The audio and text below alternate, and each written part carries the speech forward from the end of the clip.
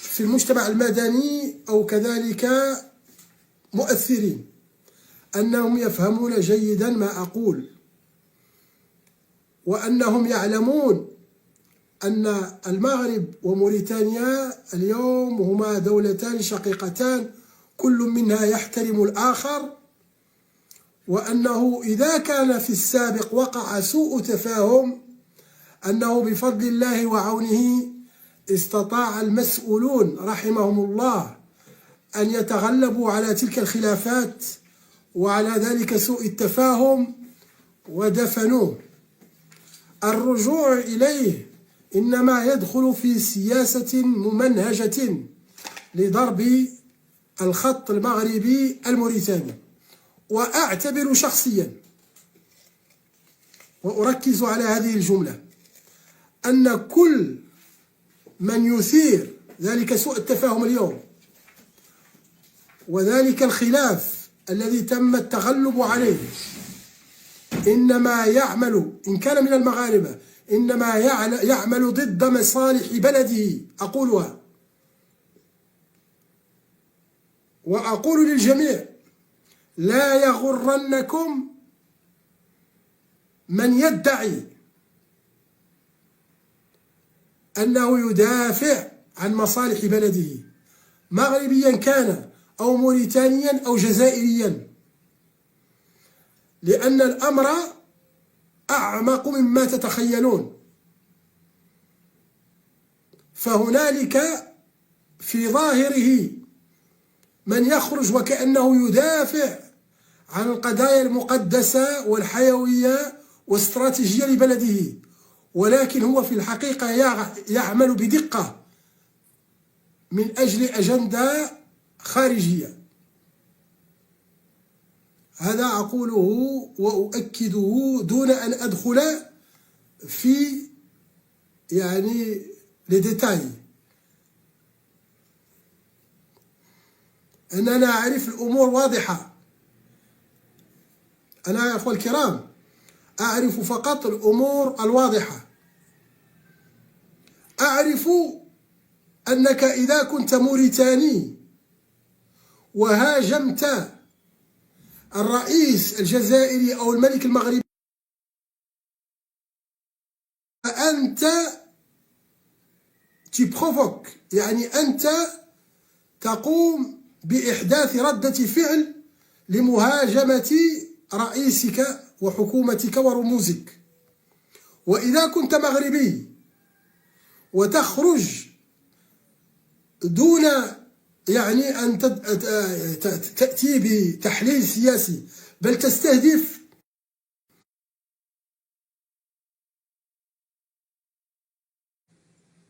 فردة الفعل فستكون استهداف شخصياتك الرسمية.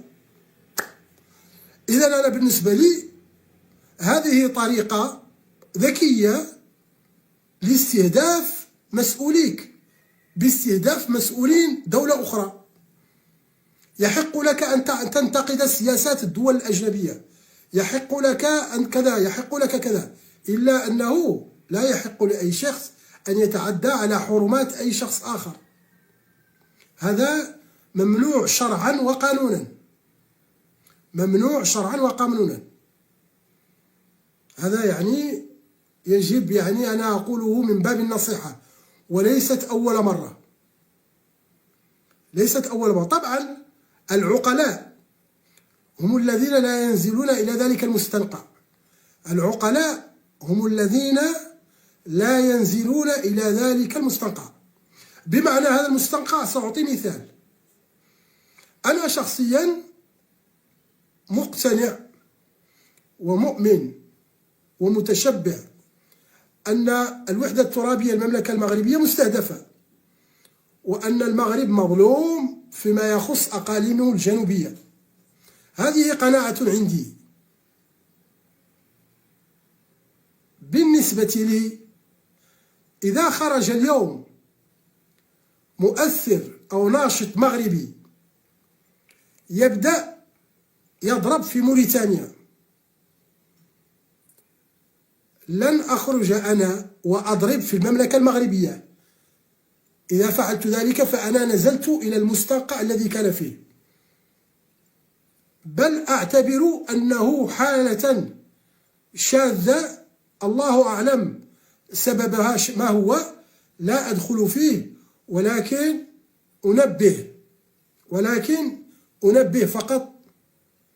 وأنا متأكد لأنني أعلم جيدا ماذا يجري، أن أولئك لا يمثلون أي أجهزة ولا أي هيئات رسمية للمملكة المغربية، بل يخدمون أجندات تخصهم. هذا أنا أقوله عن علم، بل فقط أقول أنه قد أصل كما أني بالضبط إذا خرج موريتاني وبدأ يضرب بصفة واضحة في رموز الدول الأخرى ويتعرض لأعراضهم، أنا أخذ على نفسي أن أذهب وأقدم شكوى لدى السلطات، لأني أقول أن هذا الشخص يجر لنا العيب والمشاكل مع الجيران أو شيء من هذا القبيل. والعكس صحيح، والعكس كذلك صحيح. إذا كان أقول الملك المغربي نفسه، وهو المثال، يجب أن يكون تصرف الملك المغربي والدبلوماسية المغربية هي البوصلة للمغاربة وللنشطاء المغاربة على مواقع التواصل الاجتماعي، وهذا ما نسمعه. إذا علمنا أن الملك محمد السادس لم يدخر جهد في المحافظة على العلاقات المغربية الموريتانية، والتي كما قلت مرت بكثير من الأمور وبعض الأحيان من سوء التفاهم، إذا كان الملك نفسه حريص جدا على أن لا تشوبها شائبة، فأنا أستغرب أن يخرج ناشط معروف ويحاول أن يقوم بعكس ذلك. هنا أقول أنني إذا أحسست أن هناك من تدخلاته ترقى إلى استهداف العلاقات المغربية الموريتانية، مستعد أن أقدم شكوى.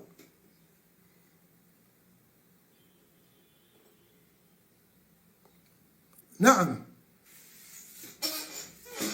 هذا كان. اسمحوا لي على هذا التعليق وأدخل في الموضوع. الموضوع يا إخوة الكرام، أو أحد المواضيع والمهمة جدا، هو أننا طبعا يا إخوة الكرام سأبدأ بتأطير النقاش وطرحه والمعلومات التي لدي، ثم أستضيف كل من يريد أن يضيف أو يعطي معلومات. الذي وقع فيما يخص ما رأينا وما جرى لدى الاجتماع 38، وهو اجتماع عادي اوردينير للاتحاد الإفريقي، والذي بمناسبته تسلم رئاسة الاتحاد الإفريقي.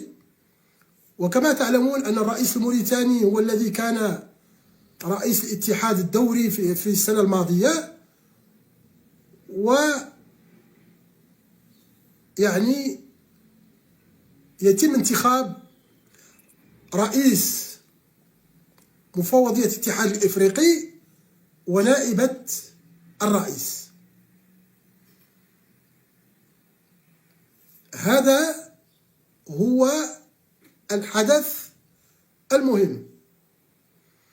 في هذا الإطار تحركت الدبلوماسيات. بالنسبة طبعا لرئاسة المفوضية، هي دورية بين مناطق، ونحن كانت موريتانيا هي التي استلمت الرئاسة. إذن دول شمال أفريقيا هي خارجة من الانتخابات لرئاسة الاتحاد، ولكن نائب رئيس المفوضية كان يعود إلى المنطقة. وليس فقط ذلك، يجب أن تكون امرأة، لأنه عندما هكذا فعلوا، عندما يكون الرئيس رجل يكون نائبه امرأة. وفي هذا الإطار تحركت الدبلوماسيات.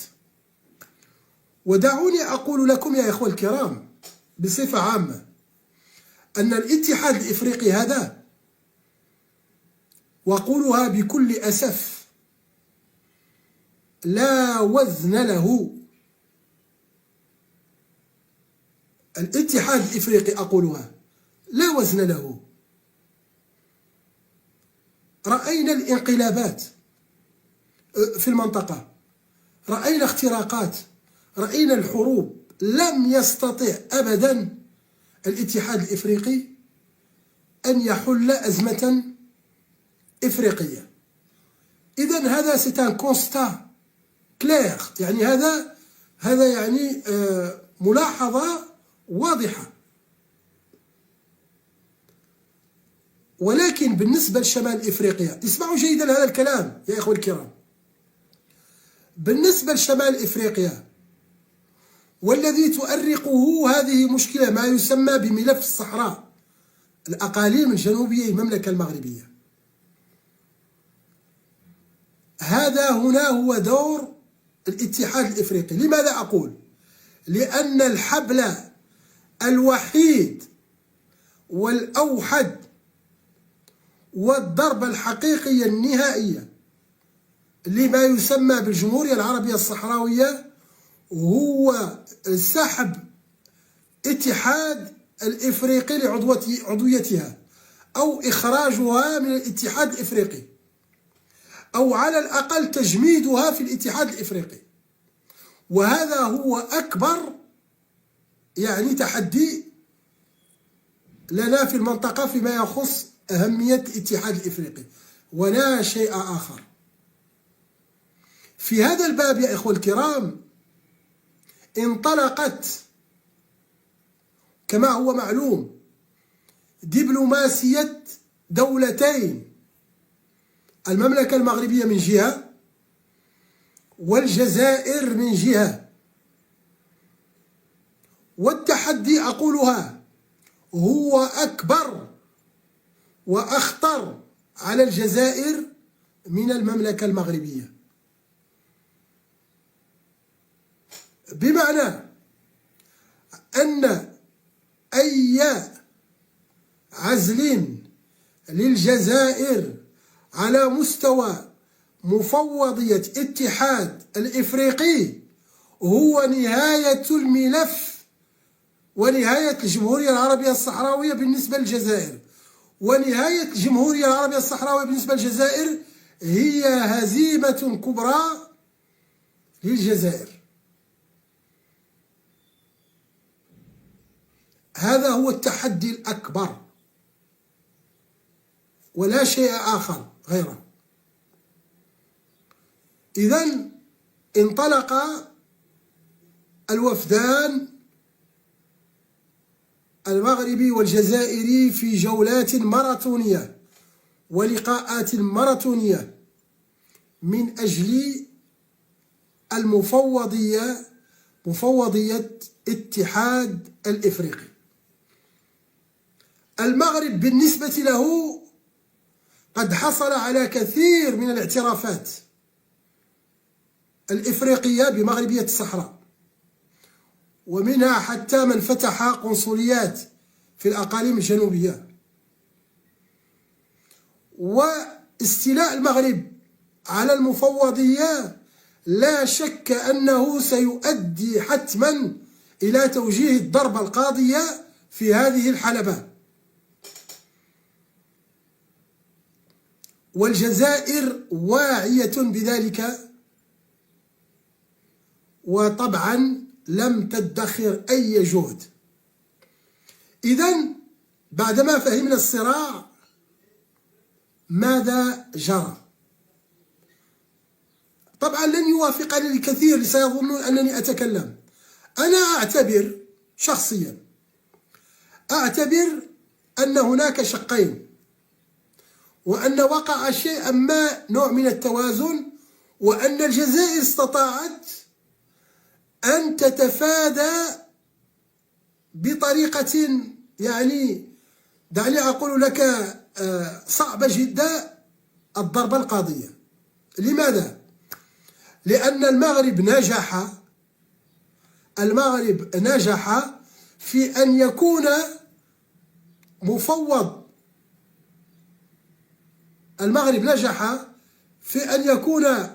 مفوض الاتحاد. المغرب نجح أن يفوز هذا الرجل محمود علي، أن يفوز هذا الرجل برئاسة مفوضية الاتحاد الإفريقي، وكان مرشح معه مسؤول كبير من كينيا. فالهدف الأساسي للمغرب هو أن يصل إلى رئاسة الاتحاد، رئاسة المفوضية، رجل متأكدين من موقفه تجاه ملف الصحراء. طيب، من هو محمود؟ محمود كان وزير الخارجية جيبوتي 2020-2021. في عهد محمود وزير الخارجية السابق أو الأسبق لجيبوتي فتحت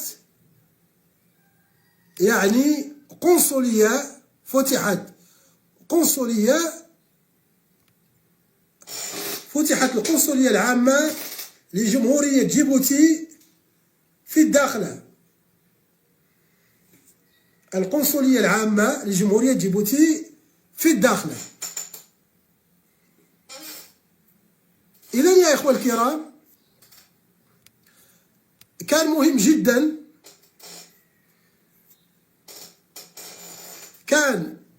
جدا أن يصل إلى رئاسة الاتحاد رجل كما قلت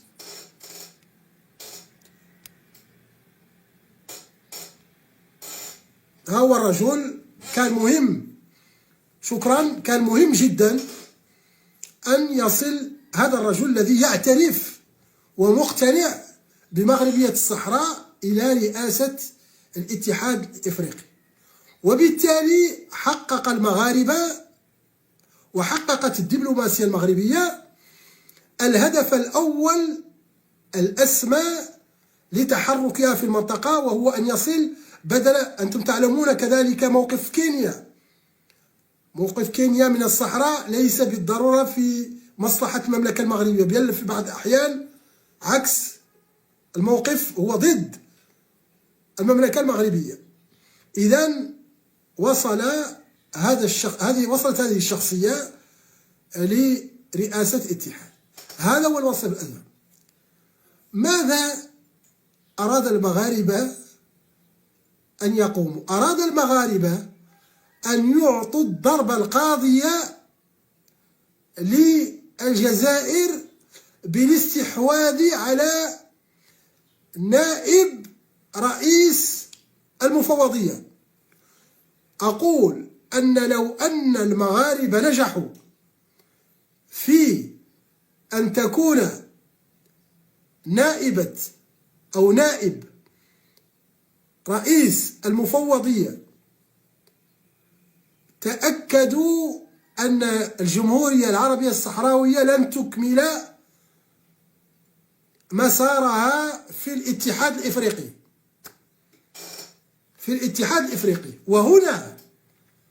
وهنا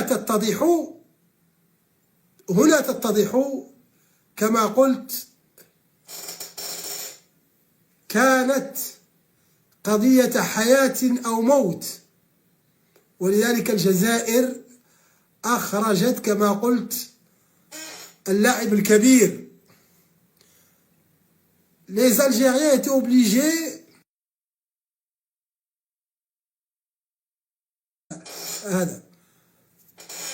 شوف يا إخوة الكرام، أنا من الناس كما تعلمون الذين لا يتحدثون إلا بأمر لدي أدلته وشواهده. الذي جرى في كواليس الاتحاد الإفريقي، أنا شخصيا مهما كانت قناعتي لن أتفوه به، لأنني لا أملك أدلته. ولكن يا أخوة الكرام، واسمعوا هذا الكلام جيدا، إن منصب نائب رئيس مفوضية الاتحاد الإفريقي تم تحديد مصيره بين هذين المسؤولين، وبالضبط في السيارة. ورئيس وزراء الإثيوبي أبي أحمد يقود السيارة بالرئيس الجزائري إلى قصر المحادثات الثنائية. ماذا جرى هناك؟ كيف جرى؟ على كل حال يا إخوة الكرام، أقول وأؤكد هذه بالمناسبة مبروك للحدادي، السيدة الجزائرية التي فازت بهذا المنصب. ومفهوم هذه الدموع، سالت دموعها في أحضان وزير الخارجية الجزائري، ورأينا شبه هستيريا. لماذا يا أخوة الكرام؟ لماذا؟ لأنها كانت قضية حياة أو موت، ليس للجزائر، ولكن بذلك الحبل الذي تمسك به الجزائر، وهو الجمهورية العربية الصحراوية. الذي جرى والذي ترون هنا وما سميته وصفته بقضية حياة أو موت، وأن القلوب بلغت الحناجر، وأن الدموع سالت، وكأنك أنقذت ابنك من موت محقق أو ابنتك من موت محقق. واسمحوا لي على هذا التعبير، لقد وصل الرئيس الجزائري بنفسه، بمعنى أن الأمر كان جلل